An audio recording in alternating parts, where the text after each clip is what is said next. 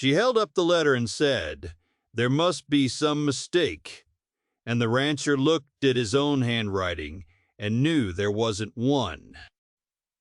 You're about to watch a man who had decided, quietly and without much argument, that his life was already over, discover that someone had made different arrangements on his behalf. Stay with this. Because the moment that letter cleared the air between them is the moment everything changed, and you will want to see exactly how it got there. By the way, wherever in the world you're watching from right now, let me know in the comments. I love seeing how far these stories reach. Okay, where were we? A letter. A woman standing in a doorway with a traveling bag at her feet and dust on her boots, and something in her eyes that was not quite hope, but was not far from it either. And a man who had written words he only half remembered writing, reading them again for the first time, as a stranger read them back to him. That is where this story begins. But to understand what the letter meant, you have to go back further. Back to the dry Colorado summer of 1883, and a cattle ranch on the high bench east of Cutter Creek, and a man named Eli Voss, who had made a life, and then watched the better half of it be taken from him in the span of 9 days. Eli had come to the bench country 11 years before the letter arrived in 1872, when he was 23 years old, and owned very little besides a sound horse, a surveyor's eye, and a useful stubbornness about getting up in the morning. He had worked 2 seasons for a larger outfit to the south, learned what water rights meant and what they cost when contested, saved $340, and bought the first 160 acres of what would eventually become the Cutter Bench Ranch. To reliable spring-fed creek on the north boundary and a view of the San Juan foothills that a person could sit in the blue evening and look at for a very long time without growing tired. He had built the house in the 3rd year, dug the root cellar in the 4th, and in the 5th year he had brought Clara Marsh out from Alamosa on a buckboard and married her at the kitchen table with a Methodist circuit rider, saying the words and 2 ranch hands named Odell and Pruitt standing witness and grinning the whole way through. Clara had been alive for 4 years and 8 months. After that, she had planted a kitchen garden along the south wall of the house. She had learned to read the weather off the ridge line before the clouds made up their mind about it. She had argued him into buying a second bull and been right about it. She had a habit of holding her coffee mug with both hands, even in summer, and she said things plain, and she laughed at things that were actually funny, rather than things that were merely said in the spirit of being funny, and he had loved her in the way that a man loves a thing he did not expect and is not entirely sure he deserved. In October of 1880, she had taken a fever. The doctor came out from Ridgeway twice, a 60-mile round trip each time, and on the 9th day she was gone. She was 28 years old. Eli was 31. That was the first decision. Some men could not stay in a house that remembered a person. Eli stayed because the house was all the remembering he had, and he was not willing to put distance between himself and it. He worked the ranch as though work were a form of prayer or a form of arguing with God. It was hard to say which. And over the following 3 years, he reduced his life to what could be managed and measured. He kept 4 hired hands through the summer and 2 through the winter. He had a neighbor 6 miles south, a widow woman named Garrett, who kept goats and sold him eggs, and who occasionally sent her boy over to ask after him in a way that was kindly meant and required no answer. He went into Ridgeway 7 or 8 times a year, said as much as was necessary at the feed merchant's counter, and came home. He was not hard. That was what people who knew him understood what Odell, who had stayed all 11 years, would have told you if asked. He was careful. There is a difference. The connecting figure. Thomas Hale had been Eli's partner for a year and a half in the early days, before Eli bought out his share for $120 and a good mule, and they had parted on perfectly good terms. Hale had gone north to Wyoming, written twice in 4 years, and then gone quiet in the way that men with hard country between them sometimes do. What Eli did not know was that Thomas had spent 10 of the intervening years in the New Mexico Territory, had built a modest freight operation out of Santa Fe, had married a Navajo woman named Sunflower Roanhorse, had 2 sons with her. He was 44 years old.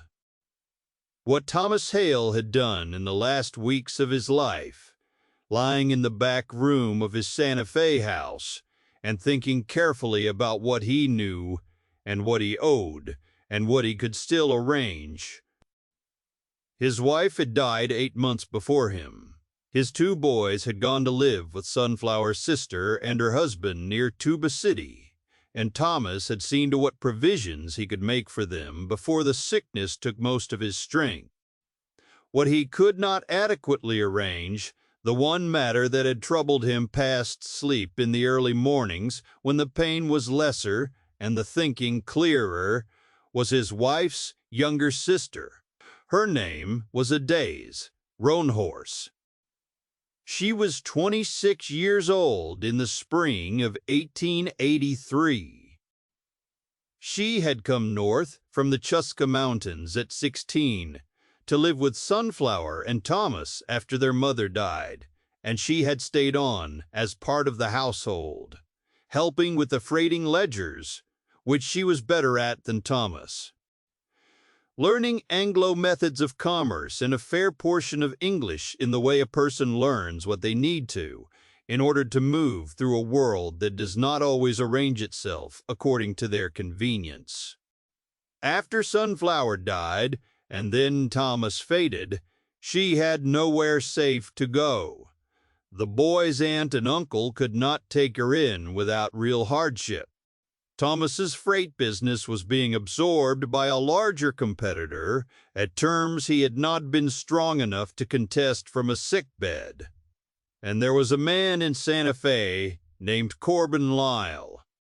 Lyle held a promissory note, a debt Thomas had signed during the rough winter of 1881, when a warehouse fire had burned 2 months of freight revenue, and he had needed to bridge the gap. The note was for $240. Thomas had paid $160 of it back before the sickness took his ability to manage the business, leaving a balance of $80. What was not legitimate was the compounded interest and penalty schedule that Lyle's men arrived with after Thomas died, a schedule that transformed $80 into $435. A compromised notary named Dressler had signed off on the penalty schedule with a signature that was not on the original note.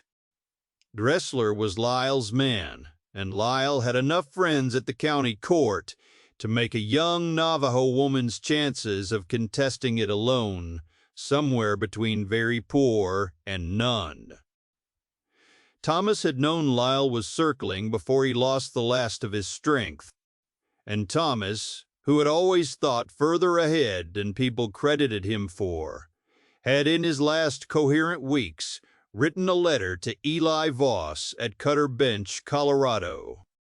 It had arrived in Ridgeway in late May, been held at the land office as Eli's mail always was between his visits, and Eli had not collected it until the 2nd week of June. He read it, sitting on the buckboard outside the land office with the afternoon sun on the page, and Ridgway's main street, making its ordinary noise around him. He read it twice. Then he sat there without reading anything and looked at the mountains northwest of town, until the shadows in the street had changed. Thomas had written plainly. He said he was dying, and had a problem he could not solve from there, and that Eli was the only man he trusted to put it honestly to. He said his wife's sister had nobody who could stand between her and a bad situation, and a bad situation had teeth. He said he was not asking Eli to take on a stranger as a burden. He was asking whether there was any chance Eli would be willing to make an arrangement, legal and proper, on whatever terms suited both of them, that would give her somewhere to stand and someone to stand with. He said, "She is not a woman who wants saving. I want to be clear about that. She is capable, honest, and better at numbers than I ever was. What she needs is ground under her feet, and a name that Corbin Lyle cannot easily walk over." And then, near the end, "I know you lost Clara. I know what that means about how much room there might be for this. I am not asking you to feel. I am asking you to consider whether a life can hold more than what it has been narrowed to. That is a question only you can answer. I will not hold you to anything. But I wanted to ask." Eli folded the letter and put it in his coat pocket and drove home. He said nothing to Odell or the other hands. He did the evening feeding, checked the water level in the north tank, ate supper alone, and washed his own plate as he always did. Then he sat at the kitchen table for a long time. He thought about Thomas Hale, who had known him when he was 24 and had thought well of him across 20 years of distance. He thought about Clara, not avoiding it, but not indulging it either, just letting it be present in the room. He thought about the word narrowed, which Thomas had used, and which was the most accurate word anyone had applied to his life in 3 years. He thought about what 412 acres, and a reliable spring, and a view of the San Juan foothills were worth to a woman who needed ground under her feet. He thought about a person who was not a woman who wanted saving, and for reasons he could not entirely account for, that particular quality settled something in him. He wrote back 3 drafts before the final one. He said he would make the arrangement if a day's roan horse agreed to it freely, and he named clear terms. She would come if she chose to. It would be formal and legal from the beginning. She would have equal standing in decisions affecting the ranch. She was under no obligation to remain if the arrangement proved wrong. And he would pay the passage from Santa Fe. He kept the tone like a man negotiating a straightforward business matter because that was the only tone he trusted himself to hold. He was careful not to promise what he could not guarantee, which was that it would be easy, or that he would be easy, or that he was anything other than a quiet man with a functioning ranch and a habit of being better company at work than at conversation. He sealed it and gave it to the Ridgway Post on a Thursday in the 3rd week of June, and went home and worked the ranch as he always did. It was a Wednesday in the 1st week of August when she arrived. He had come in from the east pasture at 6:30 in the morning, the summer sun already direct on the bench, the light hard and bright on the pale grass. He came around the corner of the barn, and she was there, standing at the house door with a single traveling bag at her feet, and a smaller leather satchel over her shoulder, and her hand raised to knock. He stopped walking. They looked at each other across 40 feet of packed earth. He said her name because it was in the letter Thomas had given him. She said his name because she had been given his letter to read. Two names exchanged across 40 feet of yard in the early morning, and something established between them that neither could have described with precision, but that both recognized as established. She was not what he had constructed in his mind during the 6 weeks since he sent the letter, which was reasonable since what he had constructed was barely an outline, the word capable and the word honest, and the detail about the numbers. She was tall. Her face was composed and watchful in a way he recognized, because it was the same way he held his own face in unfamiliar situations, and he understood without needing it explained that the composure was not the absence of feeling.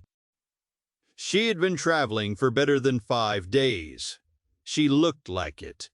She also looked like someone who had not asked to look otherwise. He said, "There's coffee." She said. He led her inside and poured 2 cups and put bread on the table, and they sat across from each other in the kitchen where he had married Clara, and he thought for one clear moment that he had no idea what he was doing, and then he thought that possibly that was not the worst way to begin. She had brought his letter with her. She took it from the satchel and set it on the table. She said, "There must be some mistake," and then, before he could respond, "I mean the tone. You wrote like a man who expected to be told no." He looked at his own handwriting on the page. He said, "I thought that was the honest tone to take." She said, "It is. I am just noting it." They ate bread and drank coffee. She told him in plain, careful sentences what Corbin Lyle had done and what Dressler had signed. She described it the way a person describes a mechanical problem. Here is the part that failed. Here is what the failure costs. She said she had $61 of her own money, kept separate in her own name at a Santa Fe bank, and she was not arriving without resources, and she wanted that stated at the outset. He said he understood. He showed her the ranch that afternoon, the 412 acres, the spring creek on the north boundary, the root cellar, the east and west pastures, the small kitchen garden along the south wall of the house that he had kept alive because he could not quite bring himself not to. He watched her look at things the way a person looks when they are genuinely assessing rather than being polite, and she asked sensible questions about water access and winter provisions, and what the nearest town offered that was useful. When they came to the ridge at the north end of the property where the bench fell away and the San Juan foothills rolled out toward the horizon in the late afternoon light, she stopped and looked for a while without saying anything, and he stood beside her. He said, "We should go to Ridgway this week and see the justice of the peace." She said, "Yes." He said, "I want it to be clear that this is a legal standing, not a household arrangement." She said, "I read the letter 4 times. He said, "All right." They went to Ridgway on the Friday. The justice of the peace was a broad, patient man named Holcomb, who had done this paperwork before and asked straightforward questions and did not ask any of the other kind. Odell and Pruitt came in from the ranch and stood witness for the second time in their long acquaintance with Eli Voss, and Pruitt grinned more or less the entire way through again, which was his nature.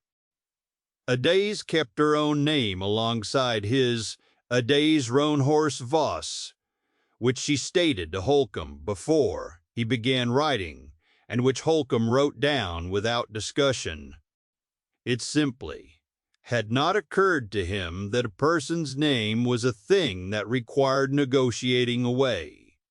After Odell walked with Eli down the main street, while Adaze was inside the dry goods store with Pruitt, Odell said, "She asked me this morning how many acres the north pasture runs." Eli said, "What did you tell her?" Odell said, 62. She said that sounded about right for the water access, and then she told me the drainage angle on the east side might be causing us to lose surface water we could retain if we moved the second trough line. He paused. "She was right about the drainage," Eli said. "I know." Odell looked at him sidelong and said nothing else about it. The first weeks of August ran long and hot and full of work. Adaze learned the ranch's rhythms by doing them, not by being shown, which was her method in general. She was, as Thomas had promised, capable in a way that did not announce itself. She understood cattle management from Thomas's freight years better than Eli expected. She could read a ledger and improve it. She found a problem in the fence line on the southern boundary that 3 summer seasons had missed. She said very little in the evenings unless she had something to say which suited him exactly, and they sat on the north ridge as the light left the foothills and the temperature dropped and the sky went from orange to deep blue to black. And the quality of the silences changed over the course of those first weeks in a way he noticed without being able to say precisely when the change had happened. The silences at the beginning had a careful quality, a maintenance of courteous distance. By the third week, they were simply silences. 2 people near each other in a place they both found worth looking at. She was teaching him Navajo words for things. This had started practically because she used certain terms by habit at work, and it was useful for him to know what she meant, and it had then expanded in the evenings into something less practical and more like a conversation about how a language pays attention to the world. She told him the word for the precise color the sky turned at the last moment before full dark, a word that also carried a meaning related to the moment just before a decision is made. He thought that was a useful thing for a language to fold together. He tried to say the word and got it approximately right on the 4th attempt, and she said, in the tone she used for things worth noting, "Better." That was, he understood, a word she did not use easily. She had also brought in the leather satchel, a set of small weaving tools, and a portion of yarn in colors, red and brown, and a particular shade of cream that had been sunflowers. She worked on a small loom in the evenings when the light was enough for it. He did not ask about the work directly. He watched it the way a person watches something that is not their business, but is worth attending to quietly. And over time, he understood that the weaving was the way she paid attention to what she had lost and what she was continuing. Some things you did not explain. You just kept them going. The word reached him on a Tuesday morning in the 3rd week of August, brought out from Ridgeway by a boy who worked for the feed merchant. The message was from Aldous Cray, who kept the Ridgeway land office and had always dealt honestly with Eli in their 11 years of acquaintance. The message said, "A man named Lyle arrived from Santa Fe 2 days ago. He has been to the county clerk. He has papers claiming a debt against a day's roan horse, and has applied to have the claim recognized in Colorado jurisdiction on the grounds that she is now a resident. He also has a man from the territorial marshal's office with him which is not standard for a civil debt matter. Be advised. Eli read the message once, gave the boy a coin for the ride, told him to thank Mr. C. Cray then folded the message and went inside and set it on the table. At ease, read it. She set it down with the same steady hands she used for everything. She said, "Dressler's paperwork," he said. She said, "He will claim the debt follows me across jurisdiction. He will say the compounded amount is valid under the original note terms." He said we will need to show the original note. She went to the leather satchel and produced it, folded, intact, in Thomas Hale's handwriting. She laid it on the table next to Lyle's message. The original showed $160 paid in Thomas's own notation, a balance of $80 and no penalty schedule, no compounding, no lien. It bore a Santa Fe notary stamp that was different from Dressler's. It was plain, and it was Thomas's hand, and it was worth its weight in several times its own paper. He said we need a lawyer in Ridgeway. She said, before they come out here or after. They rode to Ridgeway that afternoon. The lawyer's name was Castile, a man of 50, with a careful reputation who handled land disputes and had no particular relationship with anyone from Santa Fe. Eli laid out the situation in full. Castile read the original note and the summary of Lyle's claim. He was quiet in the way lawyers were quiet when they were thinking rather than hesitating. Then he said the things that mattered. He said the original note was clear on its face and would establish the actual balance beyond reasonable dispute. He said a compounding schedule without a contractual basis in the original instrument. He said the Colorado court had no obligation to recognize a Santa Fe notary's penalty schedule demonstrably absent from the original. He said the presence of a territorial marshal's officer was troubling and irregular, and probably indicated Lyle had a relationship in that office willing to provide cover for what was in effect an extortion. But that was harder to prove than the note itself, and less immediately necessary. He said, "Get me a certified copy of the marriage record from Holcomb, the original note, and a written account of the debt's payment history in Thomas Hale's handwriting if you have it." Eli said they had it. A days produced from the satchel a page in Thomas's handwriting listing every payment date and amount. Castile said that would do.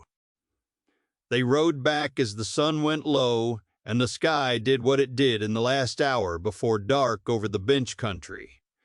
Adaze was quiet most of the way. He did not press it. About 2 miles from the turnoff, she said, "He is not coming for the $80. He is coming because a woman, alone without recourse, is useful to a man like that. And I am less useful now, and that makes him angry." Eli said, "I know what he is coming for." She said, "I want to be clear that I understand it too." He said, "I know you do." They ate supper. He did not say anything to reassure her, and she did not ask for reassurance. What was between them by that point was past the need for reassurance, which is a different and more solid thing than comfort. A thing mended right does not need to be told. It will hold. It holds. Corbin Lyle came on a Thursday morning with 4 men, 2 hired, one the territorial marshal's deputy that Cray had noted, and 1 Dressler, which Eli had not expected but recognized immediately as an overreach, the kind a certain type of man made when he was confident and should not have been.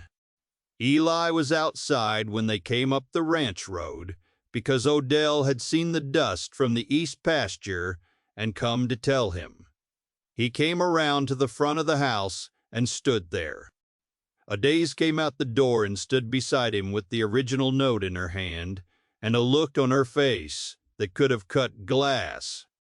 Lyle was a well-dressed man in his late 40s, the kind of well-dressed that meant he spent money on the performance of authority. He stopped his horse 20 feet from where they stood. He looked at Adaze, then at Eli, and said, "I'm here on a lawful debt matter regarding this woman."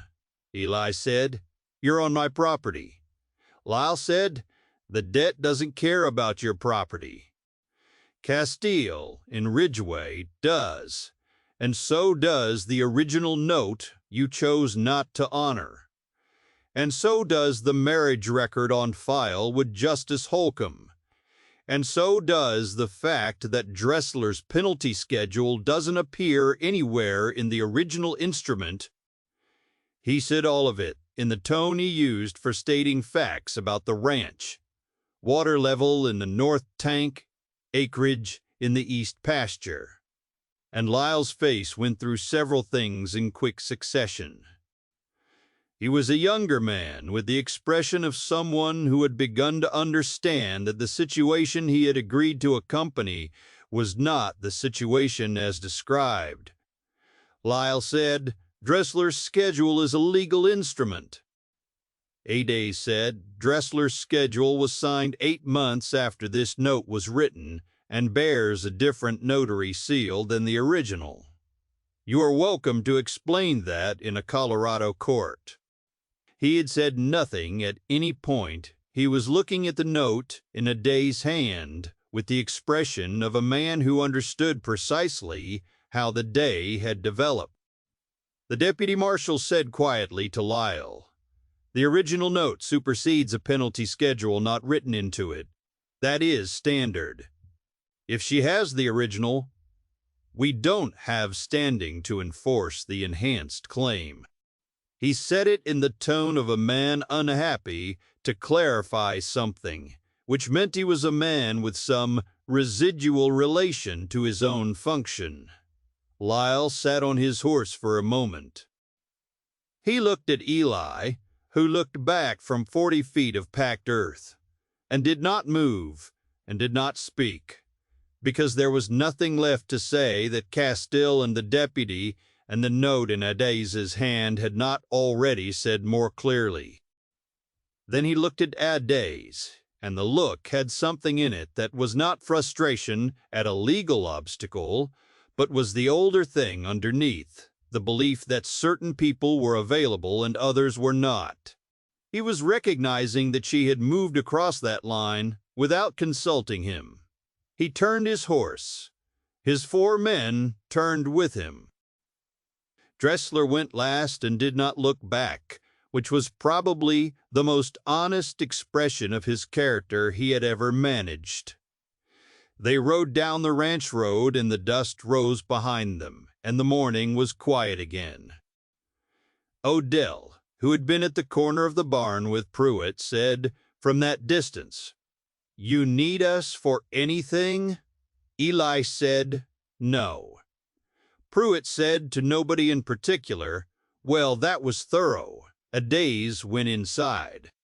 Eli stood for another moment, looking down the ranch road at the retreating dust.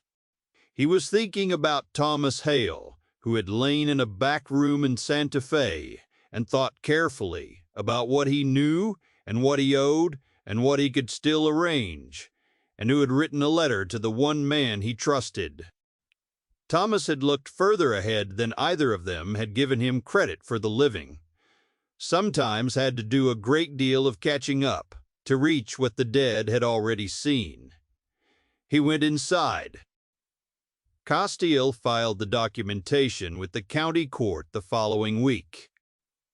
The court reviewed the original note against Lyle's claim, and, in a ruling that Castile described as unusually direct for a civil matter, dismissed the compounded claim as unsupported by the original instrument. The $80 balance was acknowledged as technically outstanding. Adaze paid it, she insisted, from her $61.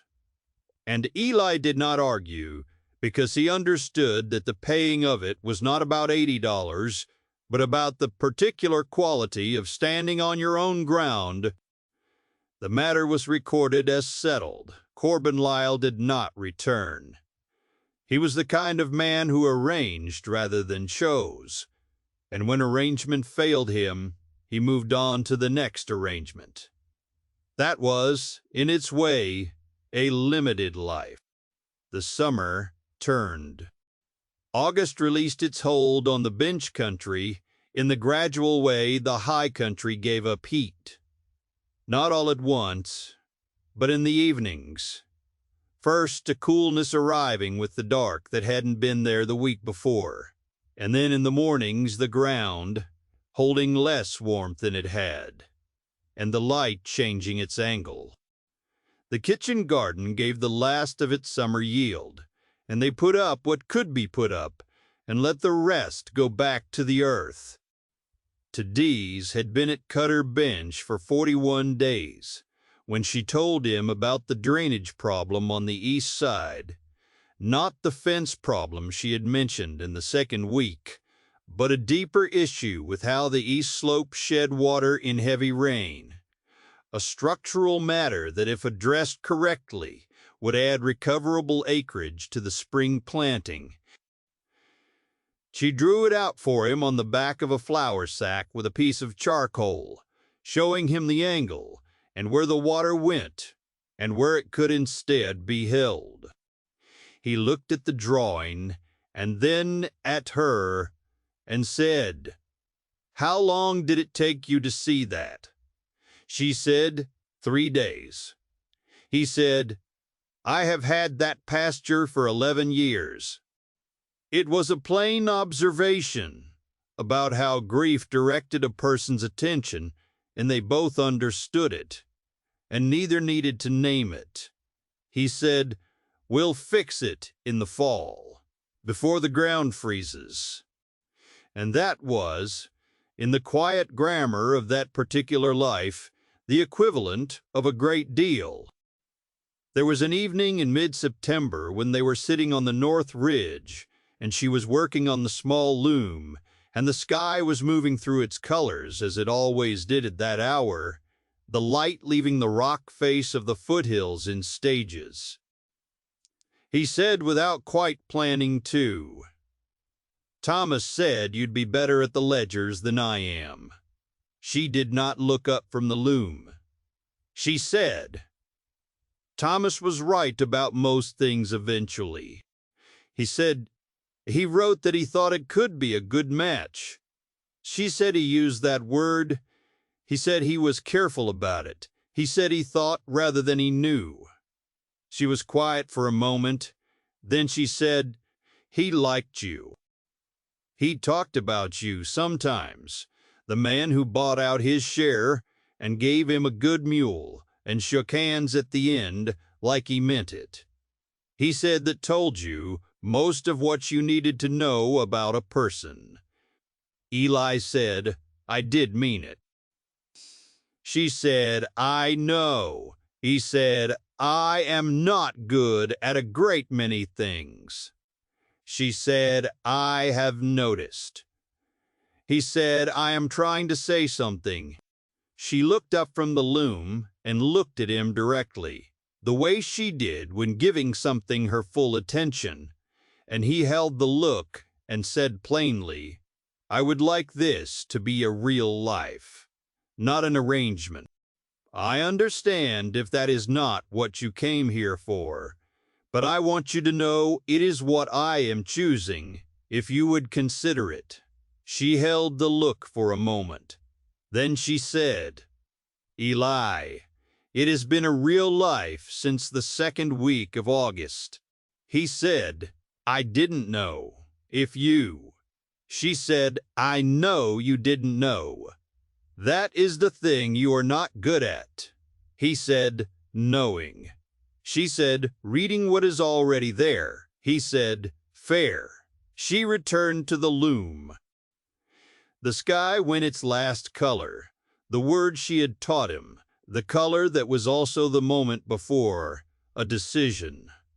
And then went dark, and the foothills became shadows, and the stars came out over the bench country in their enormous quantity, and they sat there together until it was time to go in. The fall came in full that October, cold earlier than the previous 2 years, a hard frost by the 15th.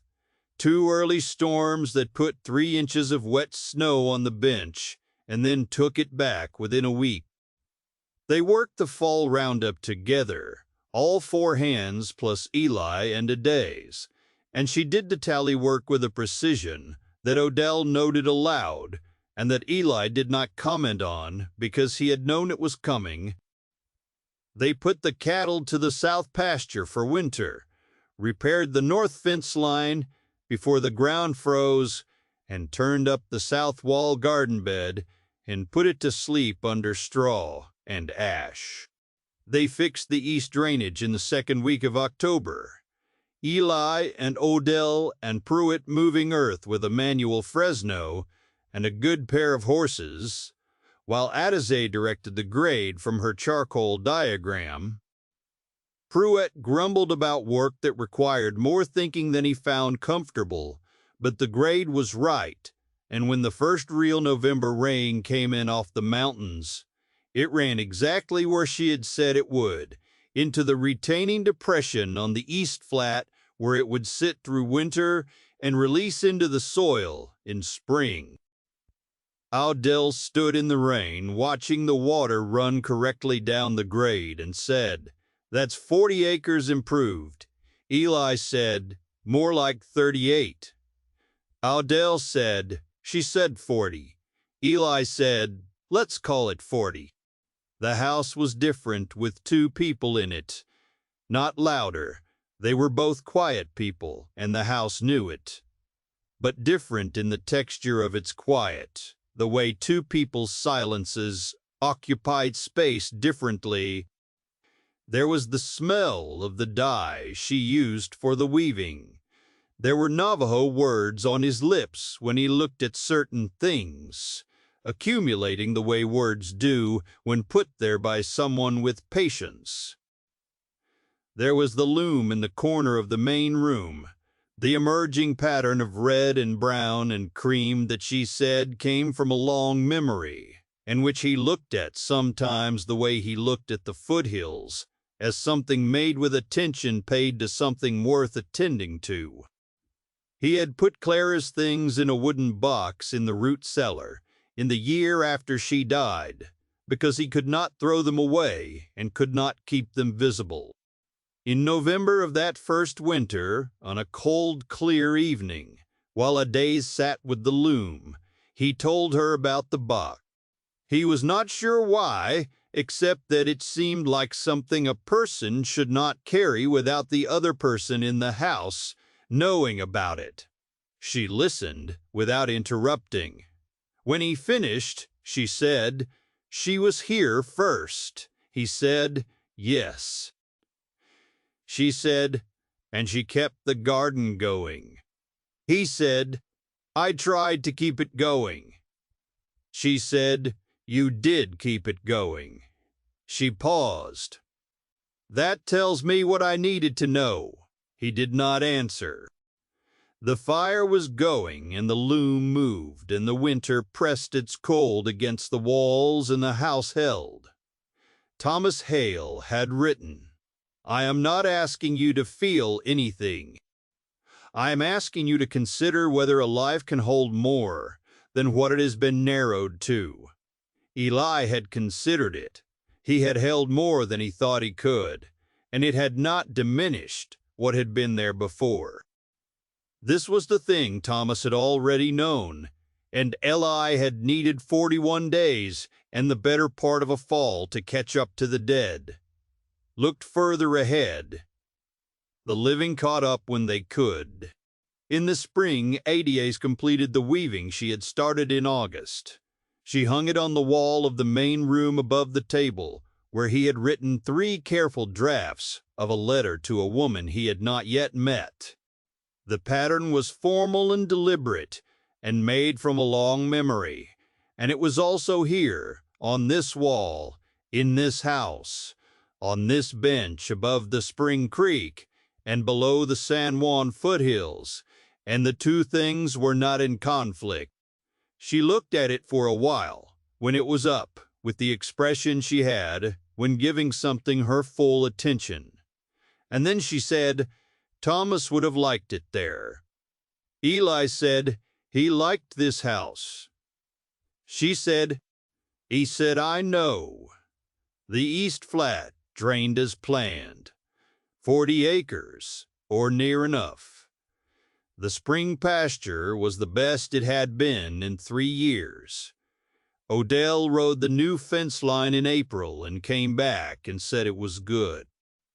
Pruitt grinned, more or less the whole season, at nothing in particular, which was his version of commentary. There is a thing that happens when two people build a life together that is not about forgetting what came before and not about replacing it either, but is about what a life is actually capable of, which is more than a grieving person alone in a functioning ranch at the end of a long evening. A thing mended right is not a thing made lesser by the breaking of it. The break is in the record, and the mending is in the record too. And what holds afterward holds, because it was paid attention to every day in the smallest and most honest of its parts. A word in a language learned at evening, a drainage line, corrected, before the freeze, a box in the root cellar, that both people knew, a letter that said consider, and was answered by a woman who arrived with $61, and the original note, and a set of weaving tools, and a full understanding of exactly how much ground she needed under her feet. On the North Ridge, at the last light, the sky went the color it went. He knew the word for it now. The color that was also the moment before a decision. He said it, and she said, better, in the tone she used for things worth noting, and the foothills went to shadow, and the stars came out, and they went in together, and the light in the house was on.